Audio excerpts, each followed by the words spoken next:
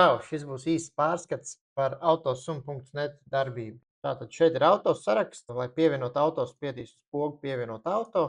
Vai, ja CSD reģistrēta automašīna, tad nospiedīs vienkārši valsts numuru vai šasīs numuru, viņš automātiski saglabās visus datus.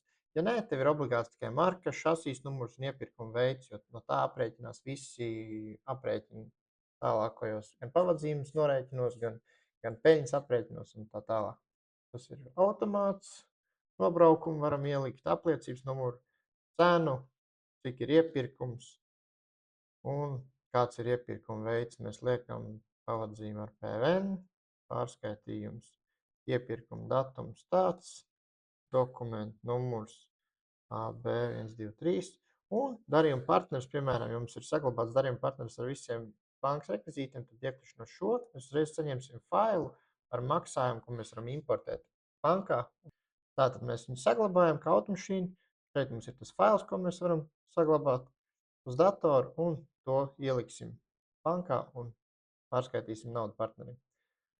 Tātad, ieejot ātrajā auto lapā, mēs redzam nobraukumu, apskati, ātrumkārbu. Šeit mēs varam uzspiest, ja pieņemam automašīnu tirdzniecības laukumā, un kāds ir aktu numurs.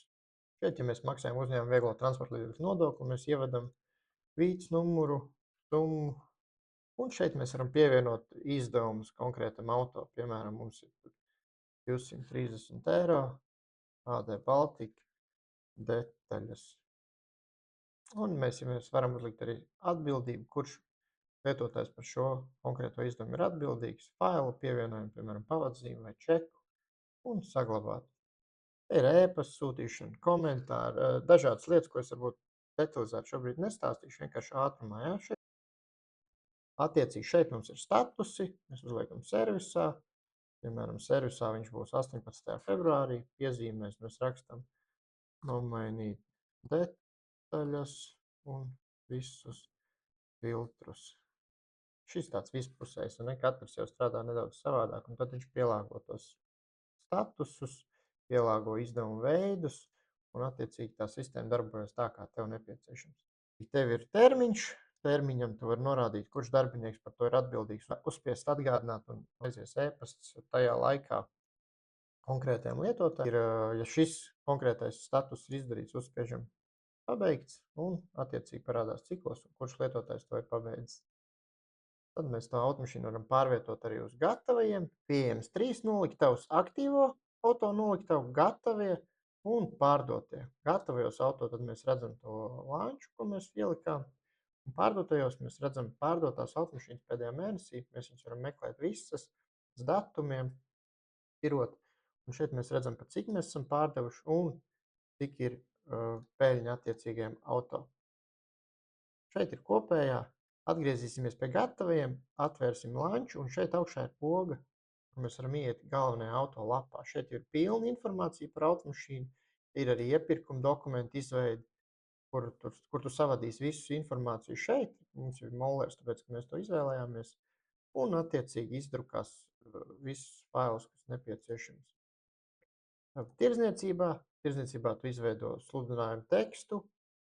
Attiecīgi, ar mākslīgo intelektu palīdzību viņš tev tur saliks, sakārtos, izveidos, izpušķos, kā vien vēlēsies. Aizsūtīs uz SS, ja būs nepieciešamība.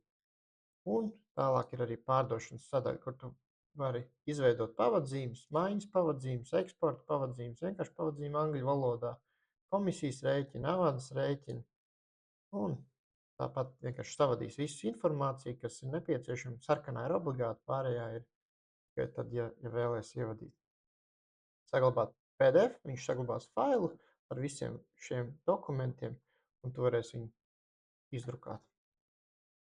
Un, attiecīgi, ir arī iespēja rediģēt auto datus. Tad saliks vienkārši, ja kaut kas būs mainījies, pievienot status. Tas ir tas pats, ko mēs pievienojam detaļas. Vienkārši šeit var ielikt arī savādāk. Arī šajā lapā tu var pievienot status un atzīmēt viņus kā pabeigts.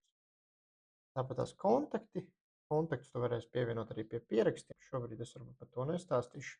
Bet, ja mums ten ir kontakts jauns, Juris mums ir pazvanījis, viņam interesē. Un tad mēs varam redzēt, kādi klienti ir interesējušies par konkrētu automašīnu.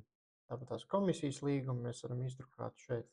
pārdot, mēs varam pārdodot automašīnu, attiecīgi mēs ievedam, mums ir 14 300, piemēram, mēs pārdodam par 15 000. Šodien 15 000 pavadzīme mums bija. Un te varam ierakstīt kontā, nauda iekrita vai ne. Kurā kontā, piemēram, jums ir vairāk konti. Un šeit būs automātiski saglabāsies informācija, ko jūs būsiet pavadzīmē jau ievadījis. Ierakstam telefonu numuru. Un nosviežam pārdot. Un tad mēs attiecīgi redzam, automašīna bija iepirkta tāda, pārdot par 15, pārdošanas nodoklis ir 2600, iepirkuma nodoklis 2450, un attiecīgi, cik ir izdevumiem, priekšnodoklis, visi nodokļi, cik ir peļņa un cik ir peļņa pēc visu nodokļu nomaksas. Un tepat arī zemāk varat redzēt visus izdevumus, tos varat izdrukāt atsevišķi failā vienkārši, lai aizsūtītu, piemēram, kādam klientam vai tam līdzīgi. Vēl ir info sadaļa.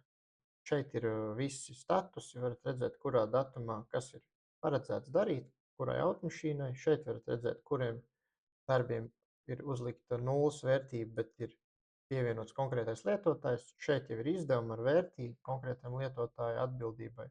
Šeit varat WhatsAppā man atsūtīt ziņu. Attiecīgi šeit mēs redzam finanšu atlikums. Tālāk viss rekvizīts, salikt lietotāju pieejas, status, nosaukums. Te ir tie krāsošanas, tīrīšanas, tas viss izdevuma veidi. Te atkal ir attiecīgi tavi izdevuma veidi, kādus tu vēlies, vai tam ir PVNs vai nav PVNs. Komisijas līguma paraugi ievietot, un tad attiecīgi katrā nākamajai mašīnai būs jau automātiski komisijas līgums. Un šeit varat nokopēt rekvizītus un, piemēram, ievietot, kur jums vajag nosūtīt, un viss rekvizīti būs smuki sakārtot. Tad ir izdevumi un status sadaļa, kur tu vari redzēt visām automašīnām visus izdevumus, pārskatīt. Liksim Baltika, mēs redzam, ka mums ir 2 izdevumi, 350 eiro vērtībā. Tas nozīmē, ka mums jāsaņem pavadzīme par tādu naudu šajā laika posmā. Tāpat visu statusu tu vari pārskatīt, kas ir bijis servisā, pulēšanā, kas vēl ir nepieciešams darīt, piemēram, tīrīšanā, ja? Cik mums automašīnas šobrīd gaida tīrīšanu. Un tad mēs varam uzlikt pabeigtos un redzēt, tīrīšanā mums nav pabeigtie, bet šeit mēs varam redzēt jau kādu statusi bijuši un kad viņi ir pabeigti. Un tad ir tabulas, kas vairāk noteikti arī ar grāmatību būs sasinhronizēti. Šeit varat redzēt auto sarakstu, pārdošanas un sludinājumu cenas, tādu kopskatu. Tālāk ir grāmatības atskaita, kur tu vari iepirktās automašīnas, pārdotās automašīnas, pārskatīt, cik ir viss attiecīgie dati, kad pārdots, par kādu pavadzīmi, cik nodoklis. Un šādi, piemēram, aizsūtot grāmatvedībai, viņiem viss būs skaidrs. Tāpat auto klienti, kādiem klientiem esat pārdevuši automašīnu, komisijas automašīnas, kādas jums ir pieņemtas, pieņemtās automašīnas, kas ir tirdzniecības reģistrā pieņemts ar konkrētiem pārdošanas dokumentiem saskaņotas jau, un akta numurs, katra akta numurs.